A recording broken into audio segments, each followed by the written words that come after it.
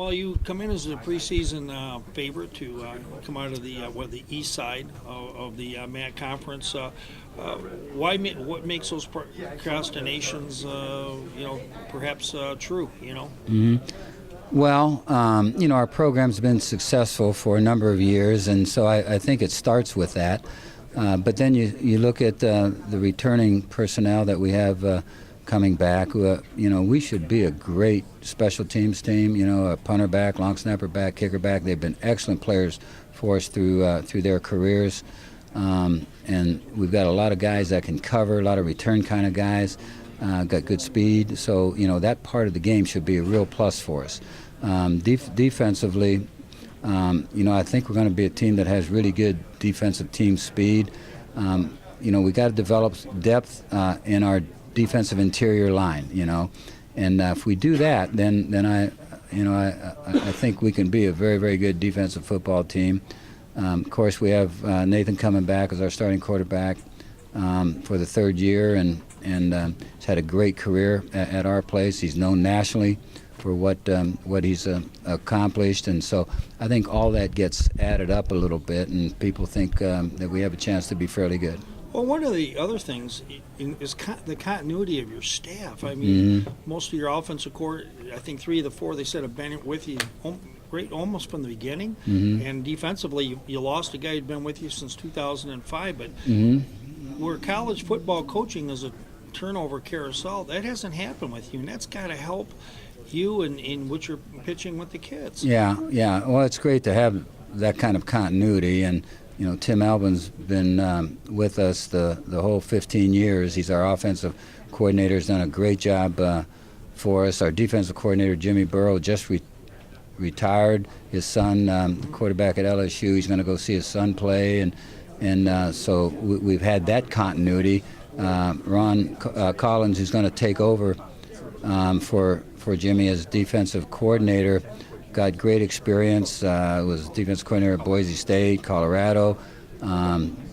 Great coach, excellent in terms of X's and O's and dealing with players, and so I think we've had the right people on our staff. And when we lose some, we've lost our line coach, 2 line coaches the last 2 years, offensive line coaches, but we've been able to replace guys when we need to with really quality people and really good coaches. So that's come into play. When we do lose a guy, we're able to get a quality guy in position.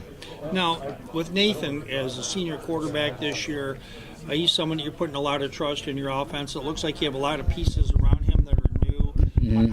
How's it going to work with an experienced quarterback when you got different pieces that you're trying to build up in his goal season? Well, we're going to have an experienced line, but it's not going to have depth, and that's something that we're going to have to build. We lost a couple really talented receivers. I think we got good receivers in the program. Our tight ends, it's a position that I think we're just going to keep getting stronger and stronger at, and running backs, even though we lost A.J. Ouellette and Malik Arns, I really like the young running backs that are in our system. I think we'll be able to fill that void. Obviously, you look at all the leadership that A.J. gave us. Will you be able to fill that? That's to be determined. But both he and Malik, excellent athletes, excellent runners, pass receivers, pass protection guys.